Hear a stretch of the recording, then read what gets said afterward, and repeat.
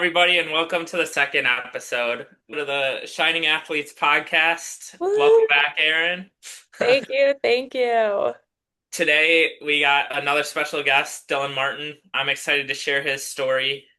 We're going to talk a little bit about the recruiting process and how he takes the time to understand not just the journey, but to understand his path. And he explains the path very well to the point where student athletes can't just think about what is the recruiting process like. You have to understand as a student athlete, how is my journey going to benefit the most? And Dylan is a great example of understanding his path and understanding how he's going to best develop as a student athlete. He Mhm. goes from high school to the club level, getting experience at the club level, not just the D1 competition, but he's at another level where he's playing with college athletes and getting the experience. So when he goes to junior college and furthers his path into his junior year, his experience in developing more of an understanding of what college basketball is really like. And for student athletes, that's how you need to approach it. Because if you don't approach it in a sense of understanding how you develop most, not just as an athlete, but as a student, you're not going to get the most out of being a student athlete. And he explains it better than I ever could on his journey and his path to getting to where he's at today and his confidence as a basketball player and a student. Yeah, I also think he does a great job of talking about all the behind the scenes work that a student athlete has to put in. He talks about his health journey, fitness, his ability to adapt in different ways. Even though he is reaching some of his bigger goals, he's had to take so many detours along the way to get there. And that's something I think a lot of student athletes sometimes forget. It's not the most smooth paved path. There's bumps, there's hiccups, there's detours. But Dylan really well explains how it's all encompassed and helped him grow as an athlete, as a student, and as like an overall person, which I think is awesome. I do too. And so I don't want to waste any more time. Let's get right into the interview with Dylan Martin and hear his story. I'm excited to share with everybody out there.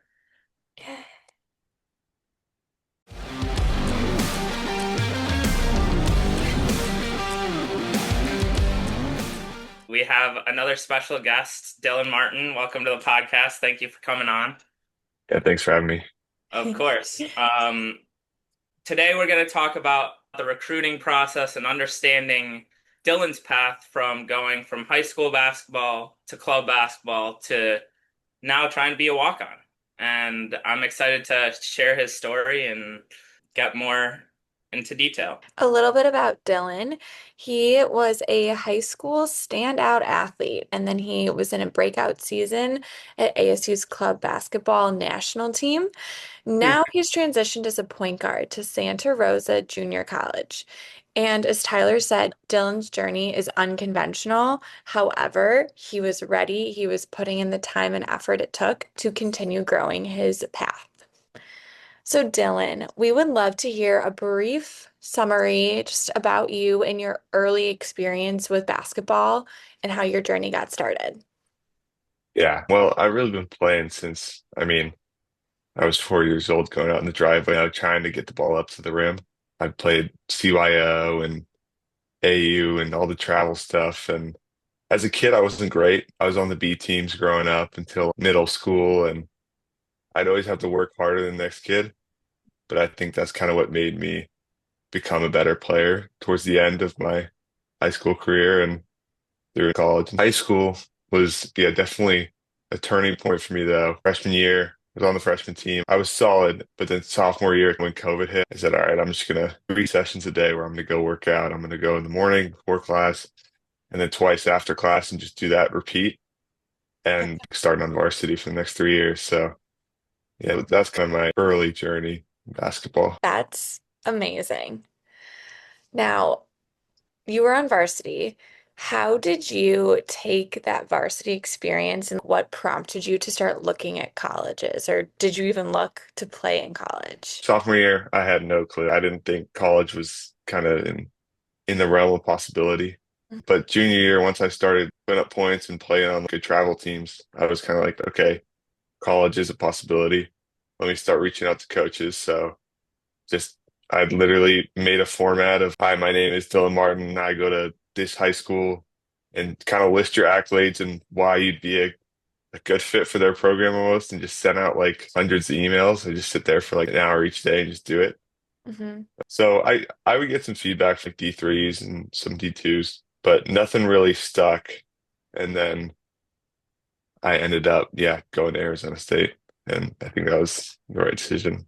Ended up looking back at it. So, At the end of the day, how did you end up choosing ASU and how did you end up finding out about club basketball? well, I think, okay, so yeah, I was a senior. I was like, okay, I've got my like college list narrowed down. Like I was thinking about like Oregon or Arizona State, or like some in-state schools in California. And I was moved on from basketball. I was willing to be like, okay, I'm just gonna focus on the college experience and do it because I don't really see a future in basketball right now. Then I think I found Nikki, who used to be the Hmm. president of the club team, on Instagram or something. And I saw they were in a club team, and I reached out to him. And when I went to visit, he just talked to me for 30 minutes about how fun club is and how rewarding it was. And it sounded like that's like the perfect fit for me right now, where I'm like, want to focus on other things, but I also still really want to play basketball and play it at a high level. Hmm. So that was just a selling point for me. And I'm like, okay, I want to come here and play basketball and do school and do the whole college experience. That's awesome. When you were on the team, what was that community like? What was that transition space like? It was definitely different. I mean, I was excited to play with different guys. I've been playing with the same 10 guys my whole life, pretty much in high school. I played with different guys in AU and stuff, but playing with a group of my peers who kind of all came from similar backgrounds and had similar mentalities to me, where they just want to play for the love of the game, kind of. That was fun. And then just kind of seeing how seriously everyone took it was good. I enjoyed that. See that you don't need this huge structure and these big coaches and a lot of stake to really take something seriously. You want to make it mean something to yourself almost. Totally. So to add off of that, as we take awards into consideration, as being your coach my senior year, your freshman year, being the leading scorer of our group, how did you gain confidence throughout the year as a freshman, just coming in and kind of starting as a bench role player and then becoming the leading scorer of the club basketball team? I didn't even know I was leading scorer. I thought I'd be Sean or something. But yeah, I mean, I did in high school and I knew I was confident in my abilities and I just had to trust the process. And I think I trusted you and trusted everyone else that if I was playing better than the other guy, I would get a fair shake. And I did. So I was happy about that for sure. That's awesome. Now, Tyler told me you have several accomplishments besides being the lead scorer.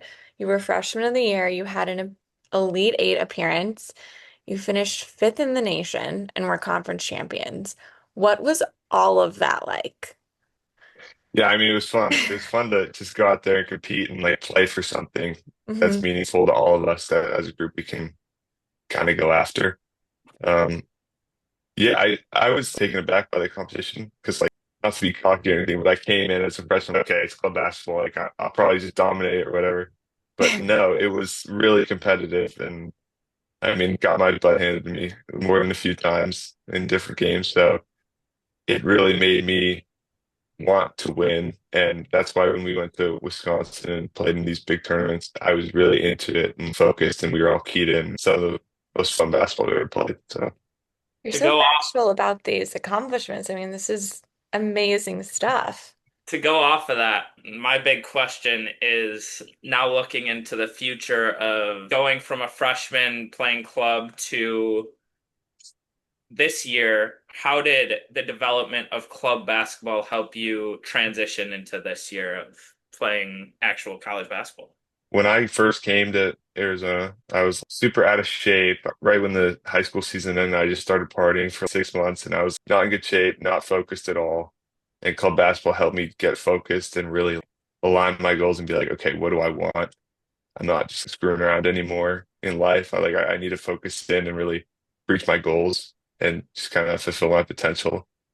And I think club basketball helped me set my head straight almost and focus and come to the conclusion that I want to take the next step and keep moving up the ladder when it comes to playing basketball. That's awesome. And with that, how did you approach the recruiting process from club basketball to college basketball? So I think it was spring semester. I had reached out to a few coaches because I was thinking about it and sent them some clips from club basketball and some clips from high school. And there were a few coaches that were kind of all over me, and I was surprised because in high school, I never considered like junior college as a route. I was kind of like, okay, I'm going to go to a 4 year and stay there the whole time. But yeah, the, going from club basketball, it gave me this advantage when coming into junior college, whereas I'm technically a freshman, but I'm bigger, stronger. I'm also like more experienced than I was a year ago. And playing with guys who are in club basketball, who are 22 and 23, that old is that's what I'd see in surprisingly junior college as well. So it just got me prepared for sure and let me get ready for that next step. Yeah, that's awesome. And how was the recruiting process? Did you take any visits? Did you just communicate with coaches? How did you approach it to understand and know the perfect fit for you when it came to this year? Yeah, so I visited with a few coaches. I went to Santa Rosa, and then I also went to College of Marin, which is my local community college, and then another school called Foothill in Palo Alto. And I narrowed it down to like Foothill and Santa Rosa. I didn't think like the College of Marin program over here that's near my house was something I wanted. So it really came down to coaching and who I thought would teach me the most. And when I went to Santa Rosa, I was like, this coach, his name's Craig McMillan. He's been there for 20 years, played at University of Arizona, but he definitely had the knowledge that I wanted to gain, even if I wasn't going to get as many minutes, say, go into another school. I thought that even though most kids are like, okay, I want to go here because I'll play, I wanted to learn and I wanted to fight for my opportunity and really push myself to be better, not just be in a situation that makes me look better. So I thought that was kind of the ultimate factor in my decision. That makes That's sense. really awesome. I feel like a lot of student athletes don't have that mentality. At least that I've Yeah, come across. Like they're like, I just want playing time. I don't care about all the other behind the scenes. So it's hard. now leading into that, how did your day-to-day life change after you made the decision to go from playing club basketball to the college level? Well, it was definitely a shock for the first couple weeks. I mean, getting up there, I came over the summer and it was fine for a couple months because we didn't really do anything. I would just go up there like for some open gyms and some workouts. But once we really started going, that first week, it's like, yeah, just no balls, just we're just running.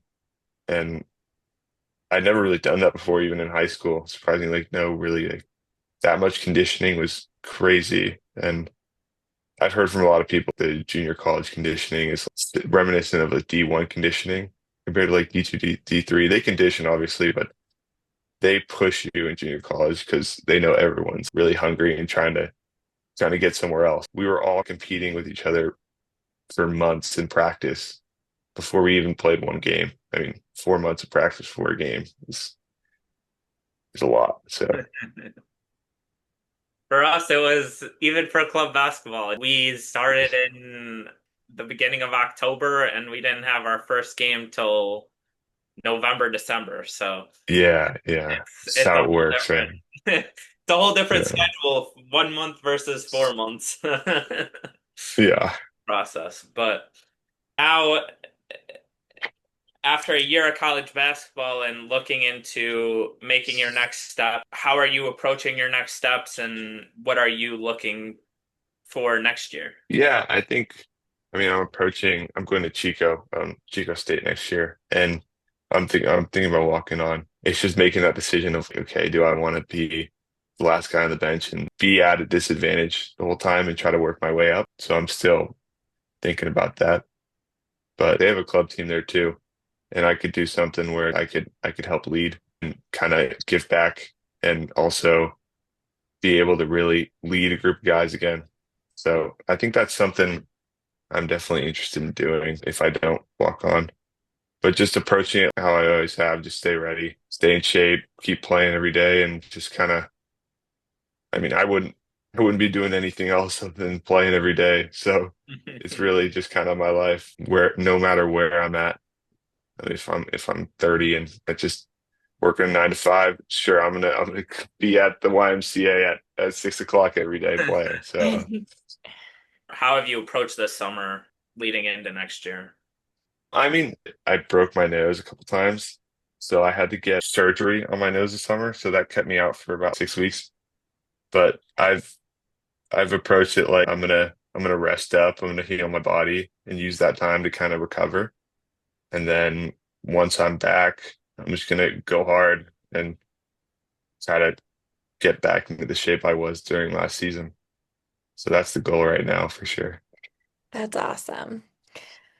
Going back a little bit to the recruiting and looking at different schools, for students that are younger, what is something that either is a misconception that you were under, or what is like a tip or piece of advice that you wish you knew when you started looking at some other options and just navigating the whole where I want to be, where I want to go?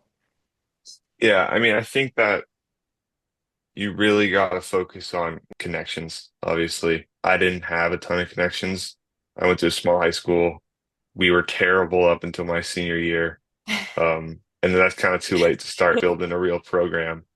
So I think having those connections, having people to advocate you that have recognition in the basketball world is really important. Even if it's a travel coach or just a friend's dad or something, talk to people, make them believe in you, and just don't be too overconfident when it comes to recruiting. Don't think, oh, I'm definitely D1. I'm definitely like I won't play D2 or D3. It's like you see guys now. I probably say I don't know the math on it, but half the guys that are playing at D1 level are transfers from D2s or D3s. So just be patient. Don't bring ego into it, and just keep growing as a player, and good things will come. Keep the journey going. Exactly. Just keep the journey going. Don't be complacent. Find the path of the journey. That's always the best route. Yeah. Is there anything you would have done differently? I know you said a lot of it is patience and just working on yourself, but is there anything else you either wish you could have done or would have done differently? I mean, looking back, kind of try to live with like no regrets where I'm looking back. If I would have went to a different high school or something, sure, I probably would have gotten better looks, but at the same time, I wouldn't change it because of the people I met and the experience I had. So I try not to regret anything, but I mean, there's definitely things I could have changed. I think seeing what college basketball is like conditioning is the main thing. I didn't run much in high school. My coach didn't make us run really. So I was getting to school and playing college basketball. I'd never been in that shape in my life. So just stay conditioned and actually work on the health and fitness of your body, and not just the basketball aspects. That's good to hear. That's a great story.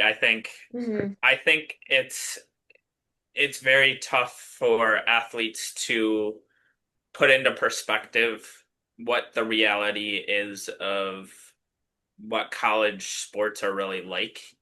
And you've overcome a lot of those challenges by starting going from a small high school to creating your own path and going to play club basketball and getting that college experience, even though it's not top level competition, it's still college level competition to the point where you were prepared and ready for the next level when you made that next step. And now it gives you more of a knowledge of understanding your own journey, your path, and where you want to be going forward. I think that's a great lesson for other athletes to understand that the path isn't going to be perfect. It's not going to be easy, but there's always there's always a journey to get to where you want to be. So Yeah. we appreciate you coming on the podcast, Dylan. Thanks for having me. I Having you. appreciate it. We really enjoyed the story. Yeah, thank you so Thanks. much. You've accomplished so much, and I know you're still so young. So it's really great to hear. You put in a lot of Yeah, work, so you should be really proud of thanks. Yeah, thank you so much. Yeah, just keep working and just staying resilient and see where it takes me. It's a journey at the end of the day. It's not, you control it, but at the same time, you ride the wave almost. So that's what I'm doing. Regardless, keep in mind you'll always be at ASU, Yeah, in the ASU Club Basketball Hall of Fame. You thanks, thanks, man. know, that. Yeah, freshman of the year. I don't know if anybody's gonna top what you did your freshman year. So, thank you, man. Thank you. of And course, thanks for having me. of course. Thank you so much. Yeah, no problem. So I can't I can't wait for people to see Dylan's story. That was a great story. I think student athletes can take a perspective out of what Dylan just mentioned. He does a great job telling that story, understanding what a student athlete needs. And for himself personally, it's different for every athlete to take into consideration what their individual path is going to take for them to reach their goals.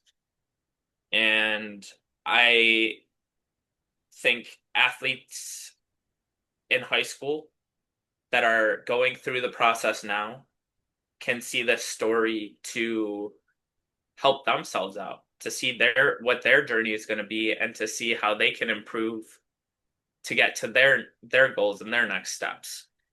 And I can't wait for student athletes to see his perspective, to kind of see the ins and outs of what being a student athlete really is. Yeah, thank you so much again, Dylan. We've really enjoyed hearing your story.